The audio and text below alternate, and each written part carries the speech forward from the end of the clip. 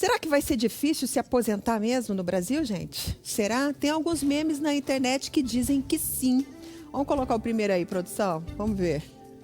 Cadê? Esse daí, ó, por exemplo, que diz: tu trabalharás, mas não aposentarás. Quem escreveu foi Temer, 12:16. Uma menção à Bíblia, né, gente? Deu prova. Vamos ver mais um, vai. O próximo diz: Michel Temer quer aposentadoria somente aos 70 anos. Aí lá embaixo tem detalhe: ele se aposentou aos 55, né? Detalhe. Próximo meme, vamos ver. Mostra aí, produção. Só de boas aqui assistindo esse povo que bateu panela, ter que trabalhar 50 anos para se aposentar. Eu acho que esse daí foi o mais compartilhado nos últimos meses, desde que o assunto é a aposentadoria, né? Bom, eu estou aqui com a doutora Cristiane Bergamin. Ela é advogada dos sindicatos dos aposentados. Obrigada por ter vindo, viu, Cris? Seja bem-vinda, tá? Eu que agradeço. Boa tarde a todos. Boa tarde, queridona. Bom, o assunto aposentadoria, o Brasil todo está conversando sobre isso já faz bastante tempo, né? Realmente é isso tudo? A gente vai ter que demorar mesmo para se aposentar? Então, olha, Lu, eu acho que nós nunca estivemos tão temerosos, né, com o assunto, fazendo uma menção. Mas realmente nós estamos vivenciando algo muito expressivo em nossa sociedade, que cada vez mais se envelhece. Nós estamos mudando nesse patamar já há algumas décadas, né? A sociedade brasileira está envelhecendo. E ao contrário do que deveria ser uma garantia de direitos maiores para essa nova faixa que está preponderando na nossa sociedade, o que a gente está vendo? É um esvaziamento dos direitos que já foram conquistados. Em vez de avançar para novos direitos mais expressivos, ao contrário disso, uma retirada de direitos. Esse novo projeto, essa nova reforma da Previdência Social, ela vem contrária a tudo que nós conquistamos até hoje na esfera não só da Previdência Social. Importante aqui a gente ressaltar, até para que o telespectador entenda um pouco da parte jurídica desse assunto, a Constituição Federal, e a gente não pode deixar de lado isso, ela traz a Seguridade Social como um ponto, como um capítulo da própria Constituição. O que é Seguridade Social? A Seguridade Social, ela importa na Previdência Social, na assistência social e na saúde. Nós estamos vendo com essa proposta das reformas das PECs, a PEC dos gastos, a PEC 287, que ataca a Previdência dos 49 anos, tão falado, vai ter que trabalhar 49 anos para se aposentar, um verdadeiro ataque ao próprio ditame da Constituição Federal. Ou seja, com a saúde totalmente abalada, porque quando você coloca o teto dos gastos, você não vai poder, enquanto Estado, que é a obrigação de dar a saúde a esse indivíduo que está envelhecendo e necessariamente, normalmente vai precisar de uma assistência maior quanto à sua saúde, não vai poder estar incluindo maiores gastos com esse estabelecimento desse teto. Então, quer dizer que a saúde já está totalmente comprometida no país. A gente sabe isso diariamente pelos postos de saúde que se vai, pela necessidade de idosos que ficam anos na fila para fazer apenas uma cirurgia de prótese de joelho, vamos dizer assim. Você tem pessoas que esperam 5, 6, às vezes 8 anos para fazer, até com intervenção da promotoria, para poder conseguir fazer isso.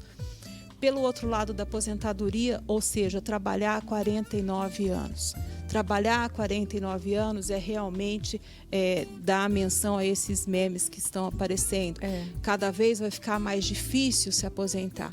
E não é só trabalhar aos 49 anos. O que mais também chama atenção é as outras dificuldades que é colocada, a equiparação de homens e mulheres no tempo de trabalho, o que a gente sabe que na prática isso não condiz com a realidade. Eu não posso trabalhar ao mesmo tanto que o homem trabalha, eu tenho uma jornada ainda muito maior do que o homem, a redução dos salários das mulheres são muito expressivas se comparado ao salário do homem hoje. Fora isso, a questão da média, né, dos 50%. Então, se muda a média de cálculo da aposentadoria. Então, essa PEC, ela vem com todas as formas, eu diria assim, de estancar a Previdência Social. É como se tivesse fim a Previdência Social. É como se fosse, como a gente entende, o próprio sindicato dos aposentados entendem e está no debate expressivo contra essa situação. Por quê? Porque nós estamos vivendo e vendo um pano de fundo do governo federal do quê? Acabar com a Previdência Social.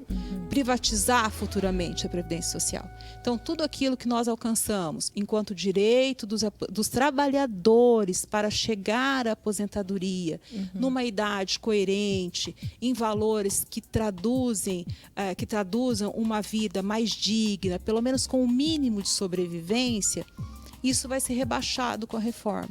Nós mal, no governo Dilma, transição, ano passado, setembro, a gente viu a Fórmula 85-95, mal se instalou aquele debate na mídia, já estão com outra reforma que é muito pior a gente ver.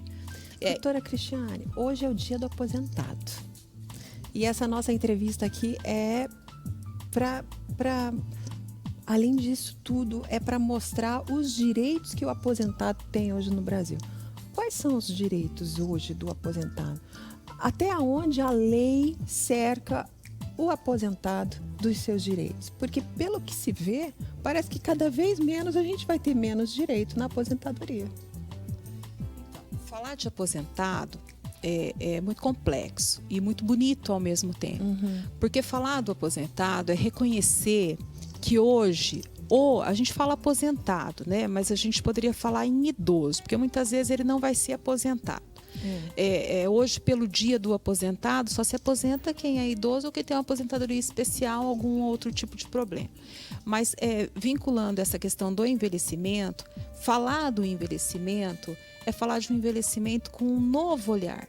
Nós não temos mais aquele idoso que ia envelhecendo e ficava dentro de casa, quietinho, amarrado ali, sem participação, né? Amarrado nas suas próprias angústias, na solidão, que eu quero dizer. Hoje você tem um idoso que é participativo numa sociedade, participativo num esporte, participativo num debate. E muito importante para a nossa humanização brasileira, até diria. Porque as famílias, o que a gente percebe hoje em estudos que são feitos no Brasil? As famílias, grande parte das famílias brasileiras, elas ainda possuem como base o próprio idoso. Seja porque muitas vezes pela crise que a gente está passando, né, ou pelos baixos salários que a gente vive, o salário que garante a sobrevivência daquela família, muitas vezes qual é? A da aposentadoria. Então, o que nós percebemos é que falar do envelhecimento é ter um novo olhar. E ter um novo olhar é realmente a sociedade se voltar para quais os direitos que você me perguntou, quais os direitos que protege esse envelhecimento, esse idoso, esse aposentado. Nós temos o Estatuto do Idoso, que regulamentou de forma clara o que é óbvio já para a sociedade, né? Eu não preciso falar que o idoso tem direito à vida, que o idoso tem direito à liberdade, que o idoso tem direito ao esporte, ao lazer, à cultura, aos alimentos, que não pode ser abandonado, à saúde, a participação ao próprio trabalho. O idoso tem direito de querer trabalhar, de não estar afastado do ambiente do trabalho também, se assim achar que é importante para a sua vida. Então, os direitos do idoso, na sua pergunta, eu diria para você, são todos os direitos que eu tenho, que você tem. Mas de uma forma mais cautelosa, de uma forma mais ampliada. Ou seja, a saúde deveria ser em primeiro lugar para o idoso, assim como para a criança. Então, são nichos de proteção na nossa sociedade que requer uma atenção maior. Então, de toda a sociedade, não só do poder público. E o que a gente tem a impressão é que com esses 49 anos de trabalho para se cumprir, para chegar à aposentadoria, todos esses direitos parece que vão ficando pelo caminho. Porque o momento em que o idoso poderia estar regozijando da sua vida, aproveitando os momentos, né? Depois de tanto tempo trabalhar, vai ter que continuar trabalhando para dar o tempo certo e daí esquece, a saúde começa a cair, o lazer, não dá mais tempo de ter lazer porque tem que trabalhar.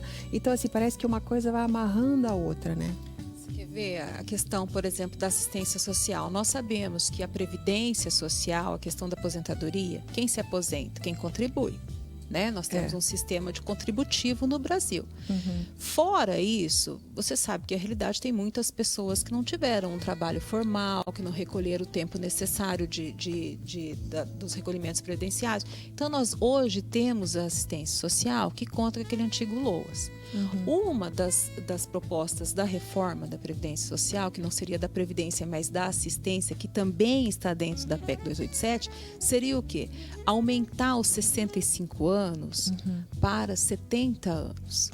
E aplicar no que hoje é um salário mínimo, não o fator de correção que é aplicado hoje, mas sim o cálculo do IBGE, que vai chegar a fazer um prognóstico de 80 anos.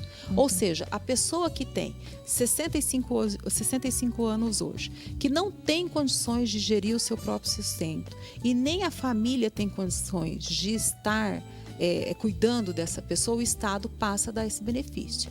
Mas pela reforma, ele passará a dar o benefício com 70, podendo alcançar 80. Nossa. Então, o que a gente vai fazer com a linha do envelhecimento? É jogar a população envelhecida na miséria.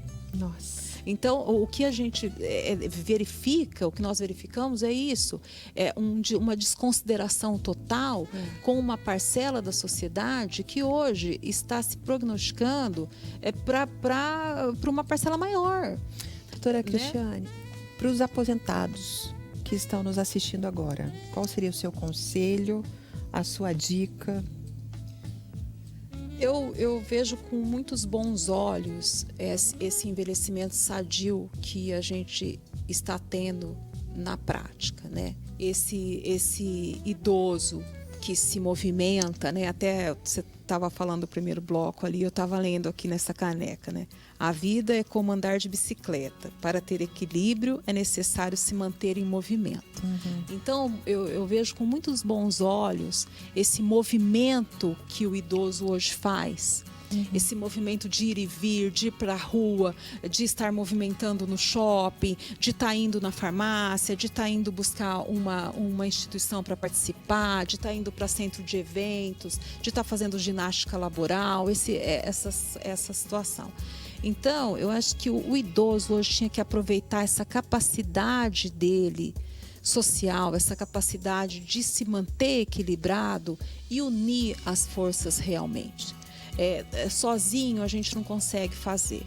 E esse é o recado do sindicato. Então, procure, seja o sindicato ou outra instituição que queira participar, uma união desse segmento da sociedade. Muitas pessoas questionam, mas idoso não é categoria profissional, não é categoria ativa, no sentido de trabalho. De trabalho formal, ativo, ali com carteira registrada. Mas é uma categoria existente de pessoas que trabalharam, de pessoas que contribuíram e que tem algo voltado a eles, que hoje seria o Sindicato Nacional. Então, para unir essas forças, para poder contestar, para poder juntos jogar para a sociedade quais são os seus direitos realmente e exigi-los, né? Senão a gente não consegue fazer nenhum trabalho. Tá? Fica aqui a nossa bandeira aqui hasteada no mais alto patamar para que você vá atrás dos seus direitos e você, enquanto cidadão, você possa também lutar pelos seus direitos. Não só você idoso, mas você que está aí trilhando o seu caminho para a aposentadoria também, tá bom?